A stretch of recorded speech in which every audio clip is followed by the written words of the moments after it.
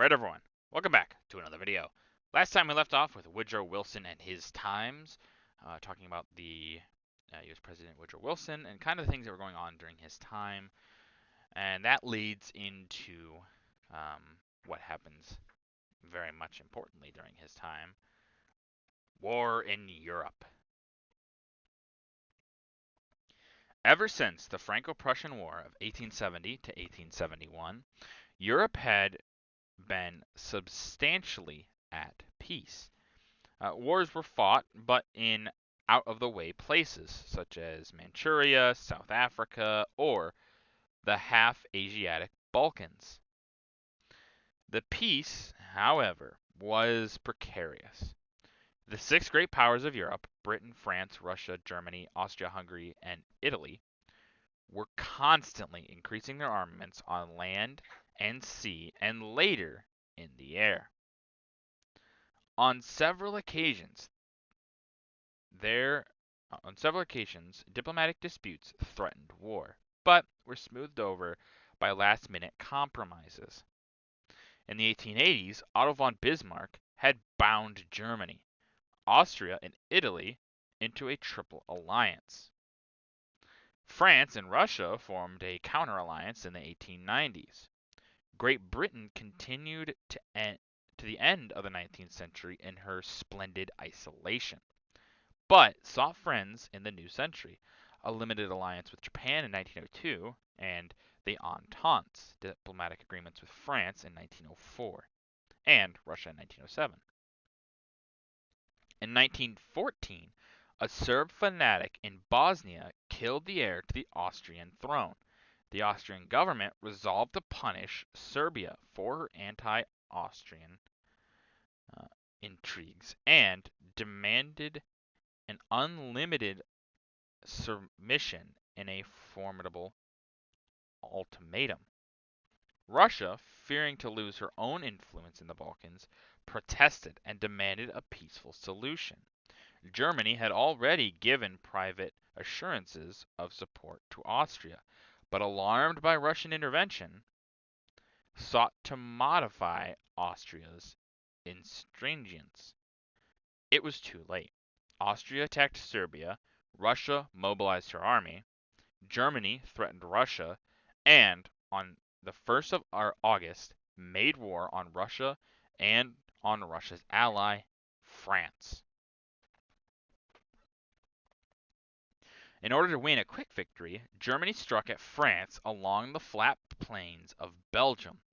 Although international agreements had made Belgium perpetually neutral, this determined the action of Great Britain.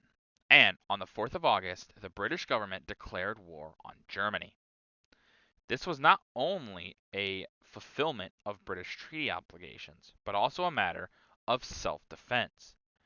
For centuries, it had been a principle of British foreign policy not to let the Low Countries, Holland, Belgium, Luxembourg, fall into the hands of any ambitious great power on the continent.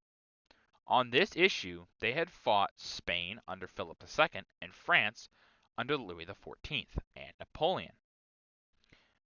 Other nations soon joined the fray. Turkey and Bulgaria entered on Germany's side, Montenegro, Romania, and later Greece on the anti-German side, the so-called Triple Entente group.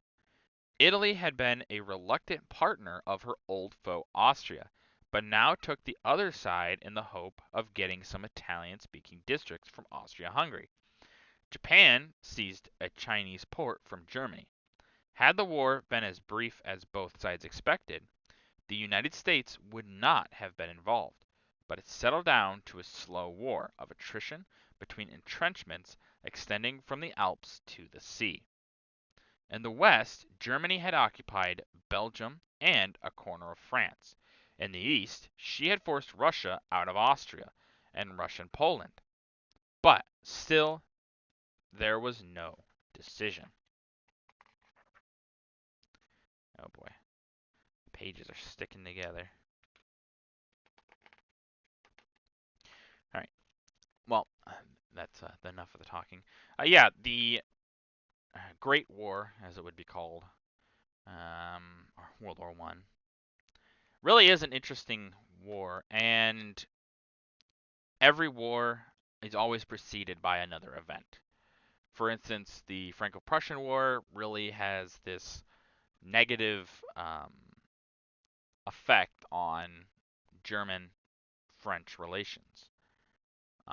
Actually, at the end of the war, the Treaty of Versailles will be kind of a reactionary punishment to Germany for the Franco-Prussian War. And a lot of people predicted this thing would happen. Um, Otto von Bismarck famously says, it was something like I think 20 years or 30 years after he was kicked out by Wilhelm. He said there will be a war, a great war that'll end basically the kingships in Europe, and it'll be started by some damned fool in the Balkans. That's what happens. Um, it's just kind of how it is, and realistically, this war was always going to happen. It doesn't really matter that it was at this point it was the heir to the Austro-Hungarian throne being killed. It could have been something else that happened, if he wasn't killed, let's say, or if Germany had been more present. So if Wilhelm had been more present during the talks between Austria and all this stuff, and not gone on vacation, that's really what kind of screws everything. Um, really, the war doesn't happen, but it is all these cascading events that just keep happening, and it was pushing this war to happen. Um, Many small things, and the United States' part is very small, you could say. Obviously, it's war, so there's no necessarily small part, but in the grand scheme of things, comparatively to the rest of the European powers, the United States' part is very small. It's very much later on that it happens, and America is kind of influenced in a way on which side to choose, even early on. But now we will get into the pictures. At the top here is Prince Otto von Bismarck, the mastermind of European peace, surrounded by family and friends. Had his diplomatic policies not been subverted, World War I might not have happened. I believe that's Bismarck, maybe? Kind of what it looks like. Hard to know, though. But, yeah, Bismarck is a pretty important figure. I can't actually tell. Yeah. But Bismarck is pretty important. He is the mastermind of Europe, really, in the 1800s. Probably one of the best statesmen to ever be born, and that's in all of world history. Bismarck was really kind of a genius of a guy.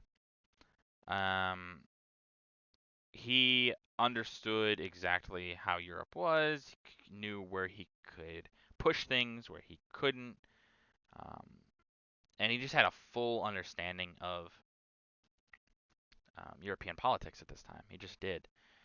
Uh, and he is subverted. His subversion, really, like they said, is kind of what does Europe in. If they just kind of listened to him, things might have gone a little better. Just gonna be honest. At the left is an American World War I cartoon showing Kaiser Wilhelm II making up his own laws, saying, "The laws, they are made by me. This is why I know their value."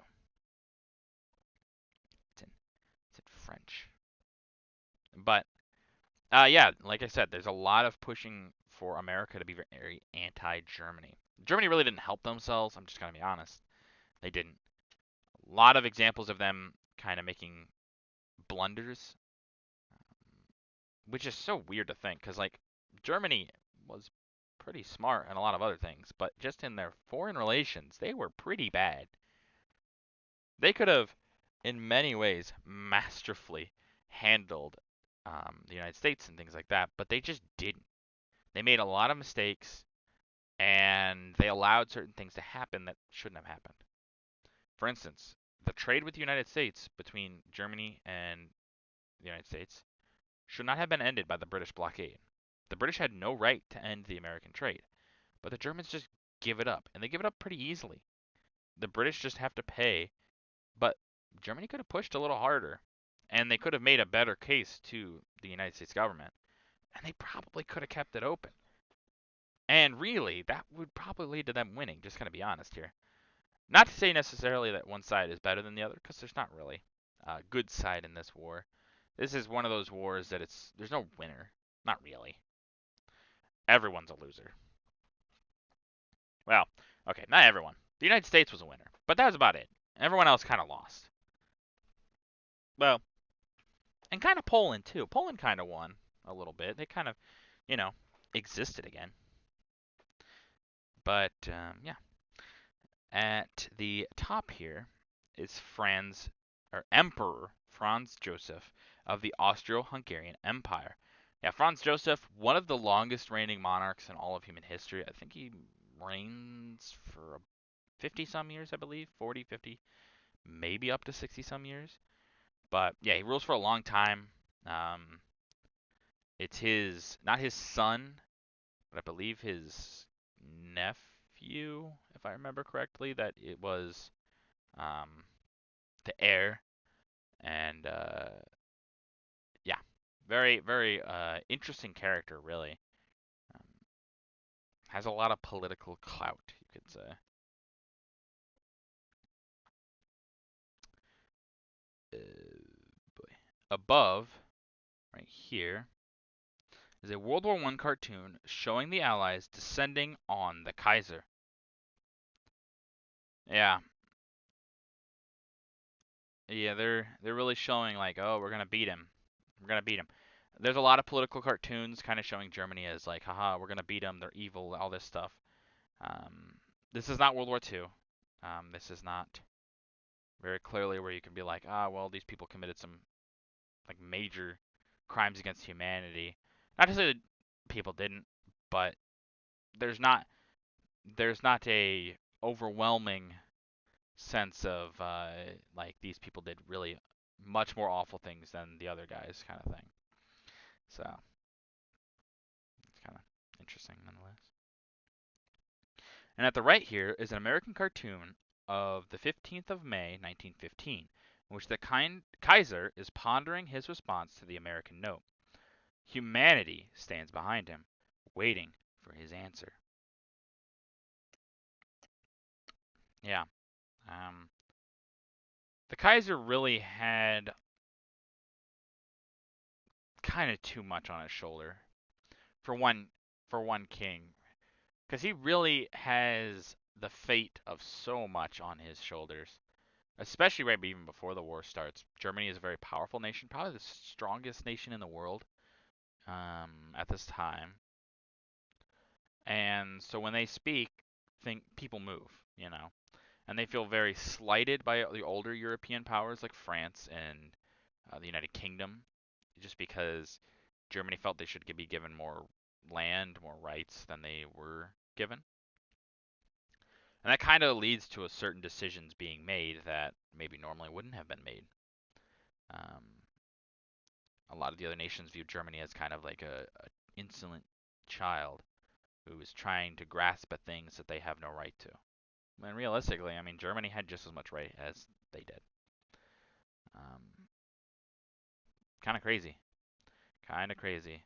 And yeah, that's one thing that people kind of forget. Germany, as a nation, is really not that all that old. It's about 1870, I believe, 1880. Actually, more than 1880s. But um, it's really not that old. The United States is older, which people always talk about. Oh, well, the United States is so young for a nation, and it is. Um, architecturally, Germany is older. But in terms of actually being a nation, the United States is older. So it really tells you something. But that is going to do it for this video. If you guys like the video, leave a like. If you have any ways you can improve on these videos, leave a comment down below. I just appreciate your feedback. And as always, subscribe. It really does help out the channel. Thank you.